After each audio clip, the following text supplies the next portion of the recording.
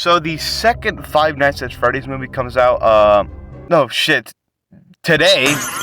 Alright, well, I guess I'll talk about the first one, you know. I'm 2 years late, but I'm here. The Five Nights at Freddy's movie was in production hell for God knows how long, but eventually Blumhouse picked it up and finally made the movie happen. So was the movie a faithful adaptation of the Fnaf series, or was it a complete failure? For those who don't remember, let me really quickly give y'all a recap. The movie starts with the current night guard at Freddy is getting slimed the fuck out by Foxy and getting put in the torture Freddy chair. Yikes. The intro is so good. Get off that nigga dick, bro. What is you doing? It might be top 5. The 8-bit stuff, really good. Then we are introduced to Mike. He just got fired from his job for some reason. I don't know what he did. Very angry! But he doesn't have a job and has to take care of his sister Abby, who is just a bundle of joy in this movie. She's in La La Land the whole time. And Mike's Aunt Jane, is kind of the catalyst to everything, with her wanting to take full custody of Mike being the main motivation to why he decides to work at Freddy's. Sorry if you can hear a dog barking. Fucking dog. Bro, I woke up at 5 a.m. because this dude was barking outside, like, shut your ass up. So, what makes everything worse for Mike is that he just got done. He gets suggested the idea to apply for a job to make himself look better in court, so he calls up Steve Raglan. Oh, and I forgot, Doug's here. We love Doug around here. Steve then calls Mike, giving him a rundown of the history of Freddy's and what he's going to be doing during his night shift. Oh, look, and one. Mike, being the hard-working man he is, decides to sleep the whole night. In these dreams, Mike often dreams of his younger brother Garrett's kidnapping. Now in this movie, Mike believes in dreaming, which is basically where everything you've ever seen is stored down in your subconscious, and through dreaming, you can find the littlest of details. Clock strikes 6 a.m. and Mike's out of there. Abby's babysitter, Max, who's been secretly working for Aunt Jane, is there to dig up dirt on Mike, but she can't seem to find anything on him. Oh look, Matthew Patrick. Bitch! Aunt Jane tells these no good troublemakers to go fuck up Freddy's to make Mike look extremely bad. But Aunt Jane, don't you worry. This sack of shit is sleeping on the job again. And this time, he's getting his ass kicked by a spooky fox boy. Mike wakes up just in time to see that someone's knocking at the door. It's Vanessa.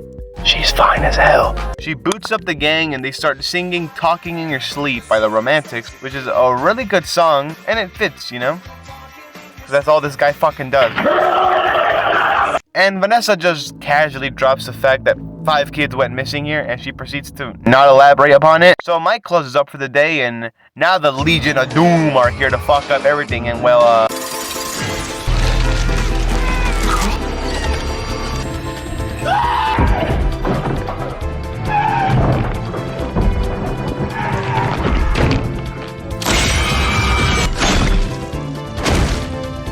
Sparky and Shadow Freddy. As Mike readies up to go to work, he's confused on why Max isn't here. Little does he know, she's split in two. So he decides to take Abby along with them. While Abby sleeps in the office, Mike decides to crack his knuckles and actually do something productive. So we get an ultra kick-ass cleaning montage, which really tires Mike out, and try to guess what he does.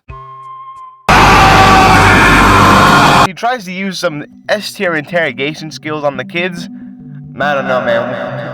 I would have spilled the beans if I were them. Abby's been snooping around and got herself caught by the Faz gang. Mike arms himself with a chair and does fucking nothing because Freddy ain't about to fuck around. But Abby has actually been left unharmed. They're actually pretty chill with her. Mike realizes that Abby's illustration have them fuck-ass kids. Don't you worry, I'll briefly talk about the fort scene. But I just want to get this over with and I want to talk about the final night already. This time, the main little ghost spirit, Cassidy, decides to offer him up a deal. Every single night, from now on, he'll be able to see his family in exchange for Abby. Mike says yes, but then thinks about it for 2 extra more seconds and immediately takes it back. But, shit, they're gone.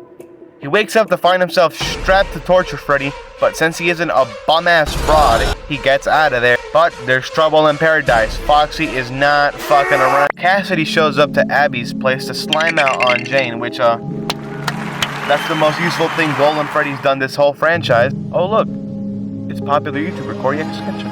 Turns out Vanessa saved Mike, somehow. I don't know, Foxy was like 2 inches away from Mike, I don't know how she did it, but good. So now Mike storms off to Freddy's to get his sister back. He takes down Freddy and Bonnie, and as Chica's about to spring lock a little girl, like, holy shit, Chica, what happened?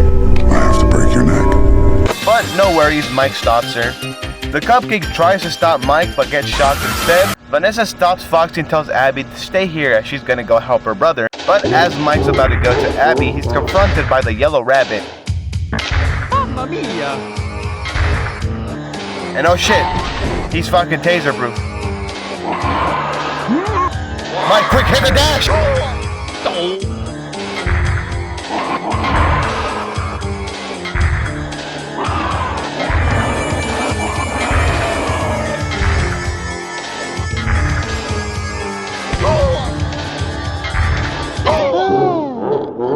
And yeah, that's how the movie ends. Mike dies, everybody dies. If you don't believe me, well then you clearly didn't watch the right movie. Alright, now it's time for me to give my thoughts and opinions on the movie. And overall, I found it mid. Before you brain-rotted dumbasses come here saying, oh, he said it's mid, that means it's trash! No! Mid means the middle. The movie has its problems and it's not perfect, but I still at times found it really enjoyable. I really want to cover some key points I have and where I think people are wrong and where I think people are right. The amount of times I hear that Mike has zero personality and is like an android or something, like, are y'all dead ass? Mike very clearly shows what a man looks like at his lowest. He's broke, has to take care of his sister, that his aunt's trying to take away from him, and is a man obsessed with trying to find out what happened in his past. Like, the dude is not okay. But even towards the beginning of the movie, he does show a fair amount of his actual personality. I mean, the guy has an usual ice cream order. Damn, the whole that thing is with, pretty good.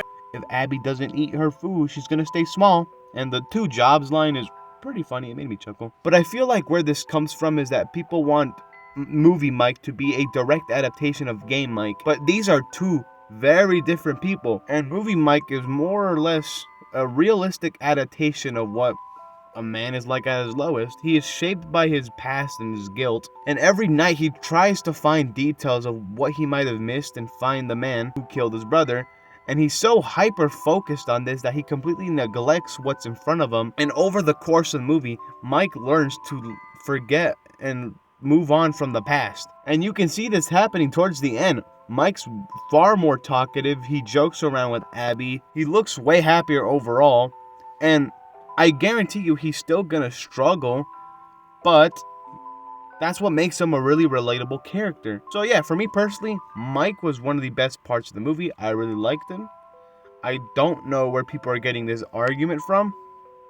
It's pretty stupid. Mike has the most personality of anybody in this movie. Now, people don't have a problem with how they look, because they look awesome. It's more or less of how they act. Specifically the fort scene.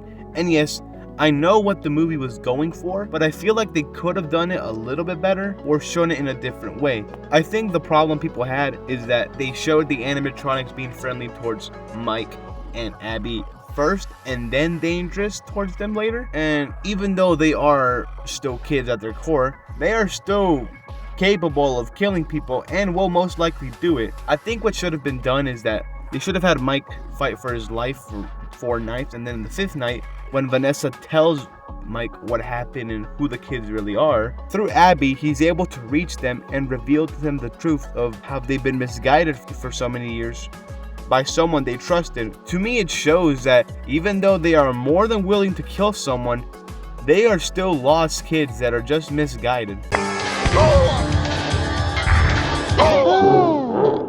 For some reason in the original script of the video, I just didn't talk about the yellow rabbit. So, yeah, I thought he was pretty cool. And that's the problem. He was super cool and only showed up for like 5 minutes maximum. I hope they do a lot more with him in the second movie. Please, I'm begging they do a whole lot with him. I know for sure he's going to be the main antagonist for the third one.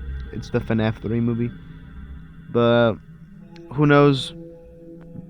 Maybe he'll do something cool in the next one. Alright, I truly wanted to do more with this video. I wanted to talk about a lot more in this video. But as of me saying these words right now, I have to get this video uploaded in a couple hours.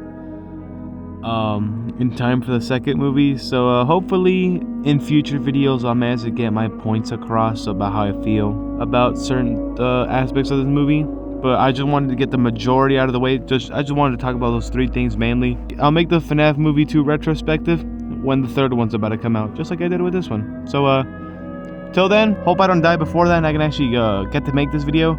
So hope you enjoyed it. If you did, like, subscribe, and I'll see you in the next video. Bye bye.